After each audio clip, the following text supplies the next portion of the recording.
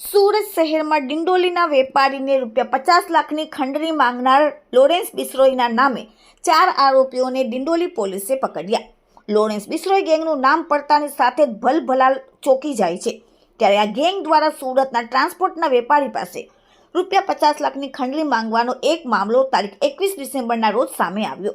શહેરના ડિંડોલી વિસ્તારમાં આવેલા રાની પાર્ક સોસાયટીમાં રહેતા રામબોલ ભૂપનારાયણ ઠાકુર ડિંડોલી ઉત્સવ રેસિડેન્સી ખાતે જગદંબા એક્સપ્રેસ કાંગો સર્વિસ નામની ટ્રાન્સપોર્ટની ઓફિસેથી પોતાનું મોટરસાયકલ લઈ ઘરે જતા હતા. તે દરમિયાન રાતના 11:30 વાગ્યાની આસપાસ રેસિડેન્સી ડિંડોલી ફ્લાવર ગાર્ડન 4 રસ્તા વચ્ચે એક અજાણ્યો મોટરસાયકલ ચાલક પાછળથી આવીને રામબોલની મોટરસાયકલને ઓવરટેક કરી આંતરી લીધી. બોલ ભોગની નામ પૂછી બોલ ભોગને જુએ તે રીતે કોઈ હથિયાર કાઢી ભય ઊભો કરી પાસેથી ફોન કાઢીને કહ્યું કે લે ભાઈ સાથે વાત કર તેમ કહી ચાલુ ફોનને ફરિયાદીને પકડાવી દેતા ફરિયાદીએ ફોનમાં વાત કરતા સામેના અજાણ્યા ઈસમે ફરિયાદીને તું રામબોલ ઠાકુર છે અને રામી પાર્ક 114-115માં રહે છે તેમ પૂછતા ફરિયાદીએ હા કહે તો સામેના અજાણ્યા ઈસમે જણાવેલ કે કાલે 50 પેટી તૈયાર રાખજે નહીંતર ઠોકી દઈશ તેવી ધમકી આપી ખંડણી માંગી અને ત્યારબાદ અજાણ્યા મોટરસાયકલ ત્યાંથી યુ ટર્ન મારીને નાસી ગયા.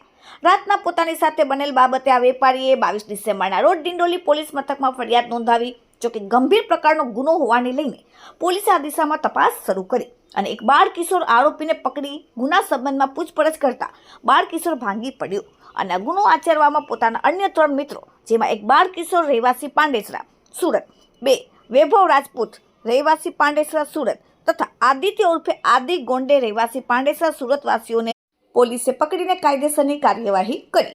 Bureau report, daily India TV, Surat.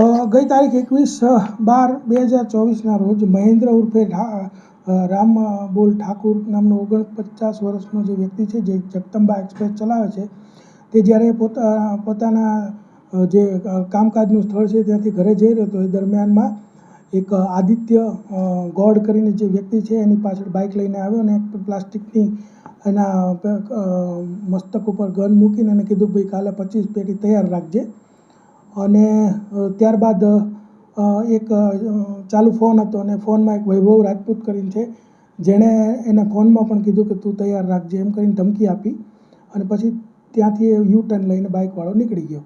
ત્યારબાદ પોલીસના ધ્યાનમાં આ મામલો આવ્યો તો જે તે વખતે આ ફરિયાદ લેવામાં આવી. ફરિયાદ લેતા ખબર પડી કે ડિટેક્ટ થયું પોલીસને હ્યુમન રિસોર્સથી અને અલગ અલગ ઢબે પૂછપરછ કરતાં ખબર પડી કે આમાં આ લોકો સામેલ છે. એમાં 2 બાળકિશોર છે અને બાળકિશોર એટલે કે કાયદાના સંઘર્ષમાં આવેલા બાળકો છે અને 2 બીજા આરોપીઓ છે વૈભવ અને આદિત્ય. એમાં જે એક મુખ્ય જે બાળકિશોર છે તે પોતે નાની મોટી ચોરીઓ કરતો હતો અને એ દરમિયાનમાં કંઈ કમાતો ન હતો એટલે વારે ઘડી એને ઘરેથી કોઈ એને પસંદ કરતા નહોતા કારણ કે આર્થિક રીતે કોઈ સમૃદ્ધ થતો નહોતો એટલે એને કોઈ પણ ગેંગને જોઈને કે કોઈ પણ મૂવી જોઈને કે કોઈ પણ વેબ સિરીઝ જોઈને કોઈ પણ રીતે એને મનમાં વિચાર આવ્યો કે કોઈ પણને ખંડણી માગીએ તો આ રીતે પૈસા એને સરળતાથી મળી જાય. એટલે એને વિચાર આવતા એને આ બીજા 2 મિત્રો કે જે પુખ્ત ઉંમરના છે વૈભવ અને આદિત્ય એને વાત કરી અને આ રીતે એ લોકોએ પ્લાન કર્યો અને પ્લાન કરીને આ લોકોએ એને પહેલાં મારી નાખવાની ધમકી આપી. પછી એને કીધું ભાઈ તારા ઘર ઉપર ફાયરિંગ થશે તું પૈસા નહીં મોકલાવ. ઇન બિટવીન પોલીસ પાસે આ મેટર આવતા પોલીસે આ ગુનો ડિટેક્ટ કર્યો અને 4 જે આરોપીઓ છે એને ધરપકડ કરવામાં આવેલી છે. લોરેન્સ બિશ્નોઈ ગેંગનો નામનો ઉપયોગ કરવામાં આવ્યો તો આપણને સીધું અથવા આડકતરી કોઈ કનેક્શન સામે આવ્યું છે ખરું? અત્યાર સુધી આ લોકો જે છે એમાં 2 બાળકિશોર છે અને 2 એના મિત્રો છે અને તે અહીંના જ રહેવાસી છે. એમનું લોરેન્સ બિશ્નોઈ કે અન્ય કોઈ ગેંગ સાથે હજી સુધી કોઈ એવી સામેલગીરી તપાસમાં મળી આવેલ નથી.